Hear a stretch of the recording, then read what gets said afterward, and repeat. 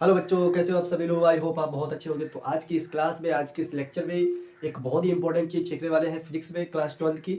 और जिसका नाम है आज कि आपकी जो सेलें होती हैं उनको श्रेणी क्रम संयोजन में रखकर उनके विभव का मान ज्ञात करना। यानी जो आपने कल टर्मिनल वोल्टता निकाली थी इससे पहले की वीडियो में, तो उस टर्मिनल वोल्टता से क्या फार्मूला निकला था, उसी फार्मूले से आज हम 3 सेलों को रख करके श्रेणी क्रम संयोजन में रख करके उनकी विभव का मान निकालेंगे। ठीक है दोस्तों। और इससे पहले अगर आप लोग चैनल पे नए हैं तो प्लीज चैनल को सब्सक्राइब कर दीजिए यार। क्या जाता है आपका सब्सक्राइब करने में, तो अभी कर दो ना। कर दिया तो आइए अब स्टार्ट करते हैं। बहुत ही आसान तरीके से स्टार्ट करने वाले हैं। ठीक है। तो सबसे पहले देखिएगा, हेडिंग पड़ी हुई है सेलों का श्रेणी क्रम संयोजन। यानी श्रेणी क्रम क्या होता है कि एक ही, जैसे कोई मान लीजिए आपने एक तार लिया और एक तार में आपने 1 2 3 बल्ब लगा दिए, तो ये हो गया है श्रेणी क्रम संयोजन। कहने का मतलब ये है कि एक तार में 3 बल्ब लटकाना ये श्रेणी क्रम संयोजन होता है, लेकिन एक तार से 3 तार निकालना है वो होता है समांतर क्रम संयोजन। तो आज के इस लेक्चर में हम श्रेणी क्रम संयोजन के बारे में समझने वाले हैं। ठीक है दोस्तों। तो आइए स्टार्ट करते हैं। और ये क्लास उन बच्चों के लिए बहुत इंपॉर्टेंट है जो ये कहते हैं सर फिजिक्स समझ में नहीं आती। देखिए आज इस क्लास को आप देखिएगा, आज से आपको फिजिक्स समझ में आने लगेगी। ठीक है। तो आइए स्टार्ट करते हैं। सबसे पहले देखिए यहाँ पर ए आपकी जो सेलें है यहाँ पर दिख रही होगी, प्लस माइनस, ये जो 3 टाइप की ये दिख रही है आपकी सेलें हैं। ठीक है। और इनको हमने श्रेणी क्रम में रखा है। मतलब अगर पहली सेल का प्लस सिरा, दूसरी के सेल का ऋणात्मक सिरा जो है वो पहली सेल का जो ऋणात्मक सिरा है वो दूसरी सेल के धनात्मक सिरे से कनेक्टेड है। यानी पहली तो प्लस ऐसे या दूसरी का ऋणात्मक पहले से कनेक्टेड है। तो इस टाइप से हमने 3 सेलों को श्रेणी क्रम में रखा। ठीक है। अब बात करेंगे श्रेणी क्रम में रखा है तो इनके विद्युत भागफल भी हो गए। तो देखिएगा विद्युत भागफल यहाँ पर E1 हो गया, इसका E2 हो गया, यहाँ पर इसका E3 हो गया। इतनी बात समझ में आ गई होगी। ठीक है। अब बात करेंगे जब यहाँ पर इनका जो, देखिए हम थोड़ा बड़ा बड़ा लिख रहे हैं, यहाँ पर इसका जो विद्युत भागफल हो गया वो E1 हो गया, और इसका विद्युत भागफल हो गया E2 हो गया, और इसका विद्युत भागफल E3 हो गया। इतनी बात समझ गए होंगे। अब इनके भागफल अलग अलग हो गए सेलों के, क्योंकि सेल जब अलग अलग है तो विद्युत भागफल तो अलग अलग होने ही। ठीक है। इसके बाद यहां पर इसका प्रतिरोध हो गया R1, इसका प्रतिरोध हो गया R2, इसका प्रतिरोध हो गया R3। लेकिन ये भी ध्यान रखना है ये प्रतिरोध जो है वो कौन सा है। तो कल हमने आपको बताया था आंतरिक प्रतिरोध। आंतरिक प्रतिरोध क्या होता है कि जो वैद्युत अपघट्ट द्वारा धारा के मार्ग में रुकावट उत्पन्न करता है उसे हम आंतरिक प्रतिरोध कहते हैं, उसे स्मॉल r से प्रदर्शित करते हैं। तो वही स्मॉल R1 R2 R3, यहाँ पर 3 सेलें हैं तो इनके प्रतिरोध जो होंगे वो अलग अलग होंगे। इतनी बात समझ में आ गई होगी। ठीक है। तो अब देखिए, अगर यहां से मान लीजिए ए से लेके बी, यहां पर कोई पॉइंट ले लिया ए से बी, और यहां बी से लेके सी पॉइंट ले लिया, एक डी पॉइंट लिया, तो अगर सेलों के बीच विभव निकालेंगे तो मान लीजिए पॉइंट है ए से बी, तो इनका मतलब हो गया कि सेल का विभव होगा ए बी होगा। विभव का मतलब जो इनकी वोल्टता होगी, वोल्टेज होगी सेल के, वो कितने होंगे, तो यहां पर हो गया बी ए बी। अब बी ए बी को कैसे डिवाइड करेंगे भाई, बी ए बी जो है वो विभव है, लेकिन वो किस टाइप से उसको डिवाइड करेंगे हम, तो वो टाइप समझते हैं। सबसे पहले बात करना है विभव बी ए बी की। तो जो बी ए बी है बच्चों, इसको हम क्या कर सकते हैं, इसे हम बराबर भी लिख सकते हैं B A minus V V. क्या लिख सकते हैं, V A minus V V. यानी कहने का मतलब विभव जो है वो पहले पॉइंट का विभव माइनस दूसरे पॉइंट का विभव, कम कर दीजिएगा टोटल विभव आपको पता चल जाएगा। तो वही विभव की बात चल रही है यहाँ पर। ठीक है। वही विभव की बात चल रही है, इसीलिए यहाँ पर विभव ए बी हो गया, यहाँ विभव बी सी हो गया, यहाँ पे विभव सी डी हो गया, क्योंकि ए बी, बी से लेके सी और सी से लेके डी, यानी आपकी 4 बिंदुओं के बीच 3 सेलें रखी है, तो उनके विभव की गणना करवा रहा है। ठीक है। तो अब अगर यहाँ पर विभव बीसी होता तो क्या हो जाता, तो आप कहेंगे सर यहाँ पर विभव जो बीसी होगा वो बी बीवी माइनस बीसी होगा। अब ये विभव बीसी बराबर होगा बीवी माइनस बीसी। ये क्यों होता है, क्योंकि ये विभव यहाँ पर बट रहा है। क्या हो रहा है, विभव यहाँ पर बट रहा है। इतनी बात समझ गए होंगे। ठीक है। तो इसके बाद अब यहीं पर जैसे विभव बीसी सी डी है तो उसको लिखेंगे वीसी माइनस वीडी, तभी तो भाई वीसीडी जो है विभव है वीसीडी। यहां पर देखिएगा विभव है वीसीडी, तो इसको लिखेंगे वीसी में माइनस बीडी। इतनी बात समझ गए होंगे। तो ऐसे ही हम इनके और इस पॉइंट के ए बी वीसी और सी डी के विभव निकालेंगे। ठीक है। इतनी बात समझ गए होंगे।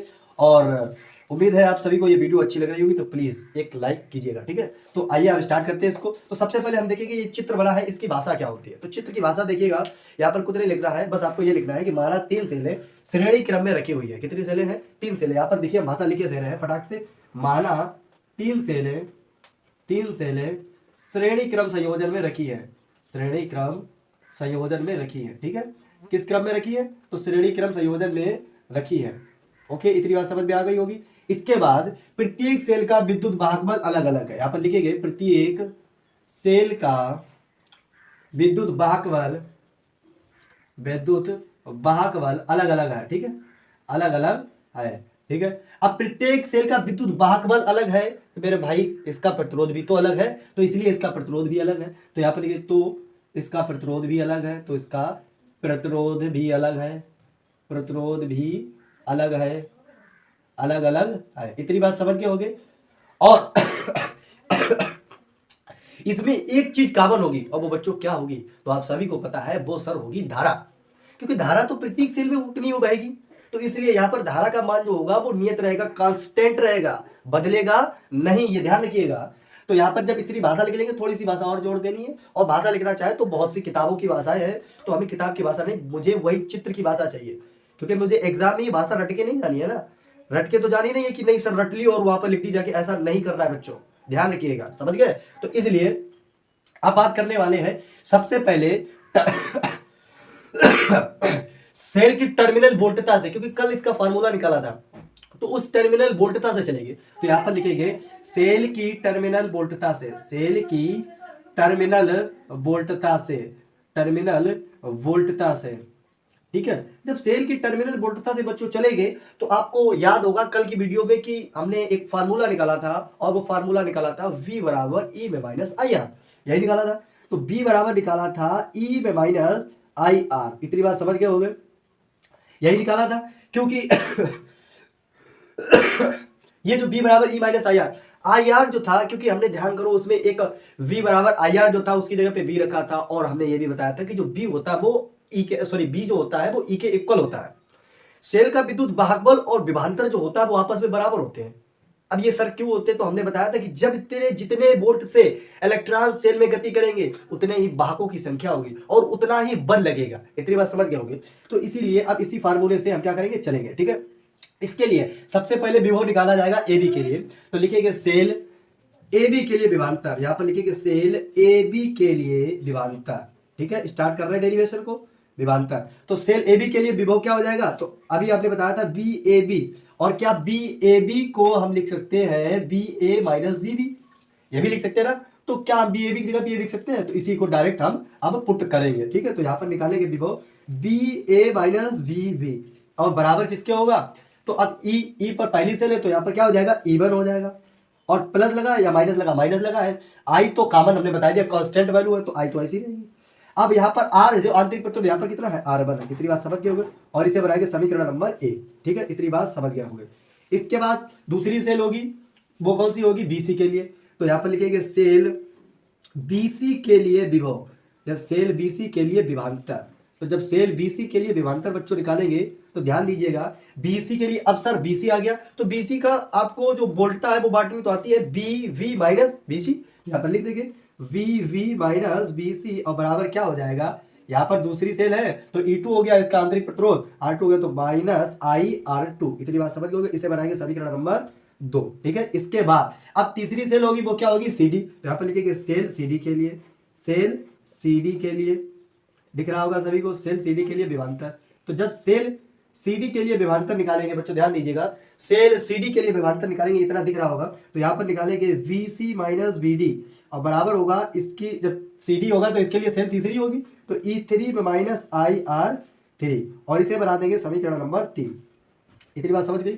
अब समीकरणों को जोड़ लेंगे 1 2 3, क्योंकि विभव निकालना है टोटल, तो इनको क्या कर देंगे, जोड़ देंगे। तो यहाँ पर लिखेंगे समीकरण 1 प्लस समीकरण 2, 1 प्लस 2 प्लस 3, ठीक है, इतनी बात समझ गए। तो समीकरणों को जोड़ेंगे, तो अब लेफ्ट वाले लेफ्ट में जोड़ेंगे, राइट वाले राइट में जोड़ेंगे। तो AB यहाँ पर विभव होगा VA माइनस कितना होगा, VA माइनस BV, और प्लस क्या हो जाएगा, VV माइनस BC, और प्लस क्या हो जाएगा, VC minus BD, VC minus BD, क्योंकि ये एक साइड वाले थे, इनको एक साइड से जोड़ दिया, अब इनको जोड़ेंगे, बराबर हो जाएगा, यहाँ पर हो जाएगा E1 और माइनस का IR1, और प्लस E2 माइनस का IR2, और प्लस E3 माइनस का IR3, इतनी बात समझ गए होंगे। यहां पर E1 plus E2 plus E3 को अलग कर लेंगे, और धारा जो है वो हमारी कॉमन है, कांस्टेंट है, इसको कॉमन ले लेंगे, और R1 plus R2 plus R3 एक क्वेश्चन में कर देंगे।